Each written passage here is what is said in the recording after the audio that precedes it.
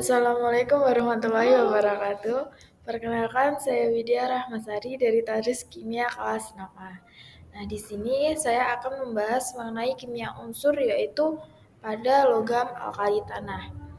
Nah, di sini kita akan membahas mengenai definisi, sifat-sifat, dan kegunaan dari logam alkali tanah. Yang pertama yaitu ada definisi. Alkali tanah adalah unsur-unsur yang terletak di golongan 2A pada sistem periodik unsur, yang terdiri dari berilium, magnesium, kalsium, strontium, barium, dan radium. Unsur golongan 2A umumnya ditemukan di dalam tanah berupa senyawa tidak larut sehingga disebut alkali tanah. Logam jenis ini juga banyak ditemukan di laut dan batuan mineral dalam bentuk senyawa karbohidrat, silikat, dan sulfat. Pada dasarnya, logam alkali tanah memiliki sifat yang hampir sama dengan logam alkali. Nah, berikut ini merupakan gambar dari logam alkali tanah. Yang pertama yaitu ada berilium. Berilium merupakan logam alkali tanah yang memiliki warna abu-abu, ringan tetapi mudah pecah. Tapi perlu diingat ya teman-teman bahwa berilium itu termasuk unsur yang beracun. Selanjutnya di samping berilium ada magnesium. Magnesium merupakan logam alkali tanah yang bentuknya padatan, berwarna abu-abu dan mengkilat. Selanjutnya ada kalsium. Nah, kalsium merupakan logam alkali tanah yang memiliki warna putih yang keperakan. Selanjutnya ada strontium, yaitu logam lunak yang berwarna perak kekuningan. Unsur ini sangat reaktif dan bisa membentuk lapisan oksida yang gelap jika terkena udara. Oleh karena itu, dulu strontium banyak digunakan dalam pembuatan kaca yang masih menggunakan sinar katoda. Selanjutnya ada barium, yaitu logam alkali tanah yang memiliki warna keperakan dan sifatnya lunak. Nah, barium ini tidak ditemukan di dalam alam dalam unsur bebas karena memiliki reaktivitas yang tinggi. Dan logam alkali tanah yang terakhir yaitu ada radium. Radium merupakan logam alkali tanah yang memiliki warna hampir putih bersih, tetapi jika sudah teroksidasi udara, warnanya akan berubah menjadi hitam. Dari penjelasan tadi dapat disimpulkan bahwa logam alkali tanah merupakan logam berwarna abu-abu mengkilat, namun lebih keras dan kurang reaktif daripada logam alkali. Sama dengan golongan alkali, alkali tanah juga tidak ditemukan dalam bentuk murni di alamnya. Nah, sifat dari logam alkali tanah itu terdiri dari dua, yaitu sifat fisika dan sifat kimia. Sifat fisika dari logam alkali tanah yang pertama yaitu unsur-unsur logam alkali tanah selalu berwujud padat pada suhu ruangan. Selanjutnya, logam alkali tanah bersifat lebih keras daripada logam alkali.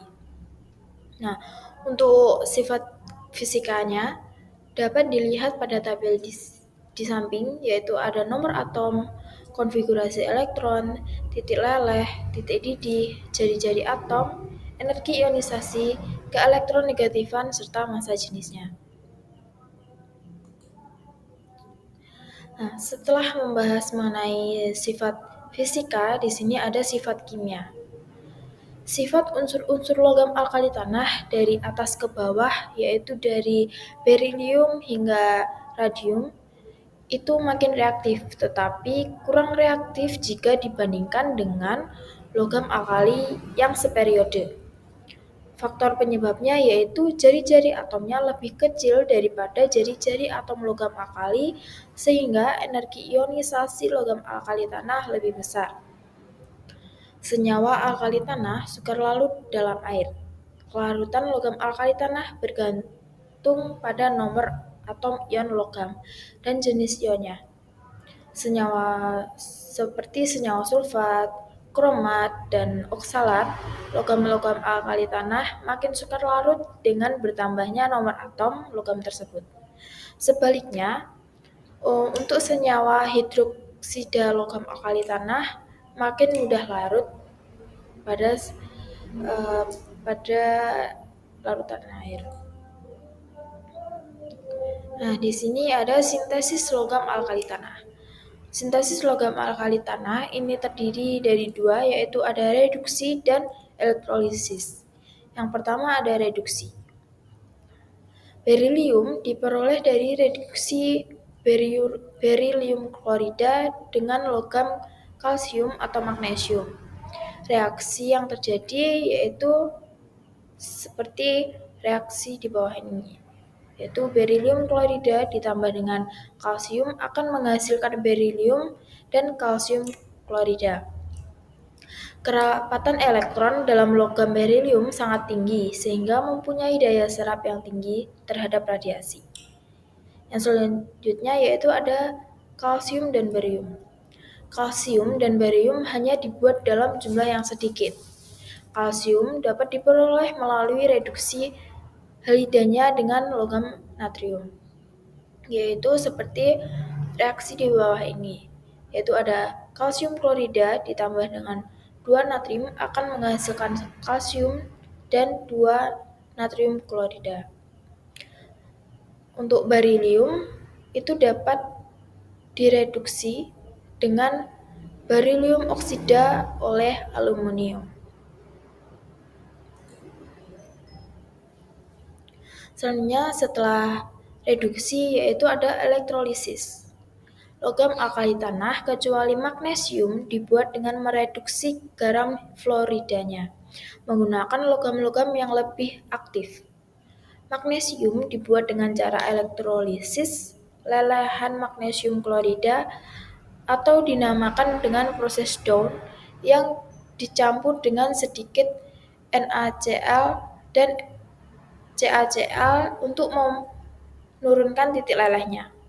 Nah, dari sintesis berdasarkan reduksi dan elektrolisis, cara yang saat ini banyak dikembangkan adalah reduksi dolomit yang dikalsinasi dengan ferrosilikon pada suhu tinggi, atau pemanasan magnesium oksida dengan batu bara pada suhu 2000 derajat Celcius.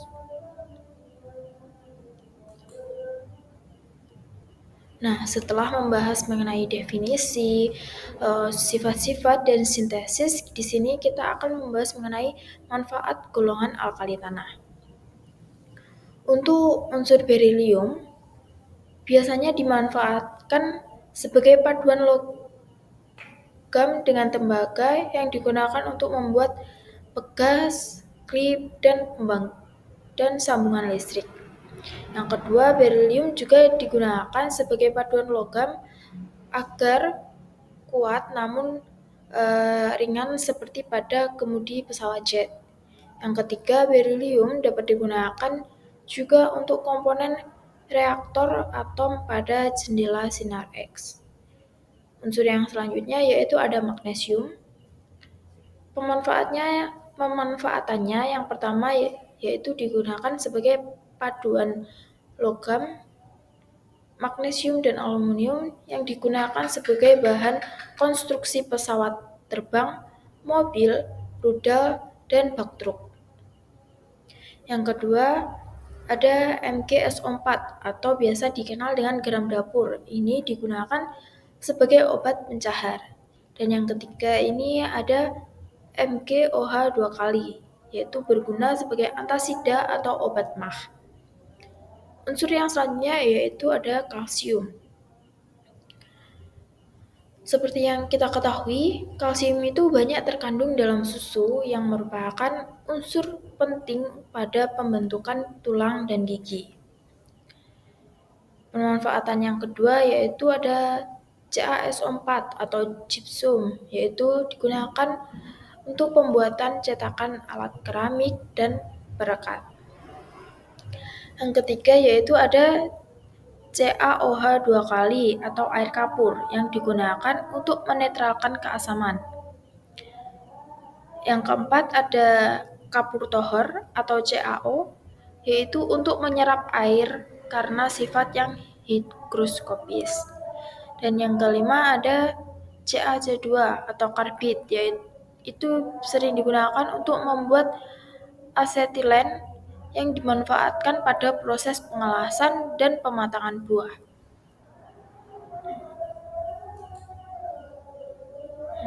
Unsur yang selanjutnya yaitu ada strontium. Pemanfaatannya digunakan untuk membuat nyala merah pada kembang api, nyala mercusuar, dan bahan cat. Nah, selanjutnya ada barium. Itu digunakan untuk memberi warna nyala hijau pada kembang api, bahan cat, dan racun tikus. Selain itu, barium juga digunakan untuk menyerap sinar X sehingga dapat digunakan untuk memeriksa saluran pencernaan pasien. Dan yang terakhir yaitu ada radium yang dimanfaatkan untuk menghasilkan radon.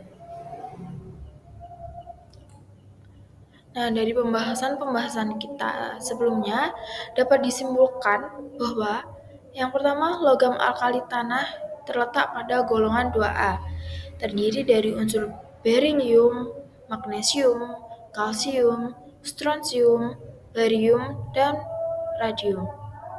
Nah, semua sifat logam alkali tanah itu mempunyai kecenderungan yang teratur dari berilium ke barium, yakni semakin panjang jari-jari atom, maka energi ionisasinya semakin rendah, keelektronegatifannya semakin kecil, dan daya reduksinya semakin kuat.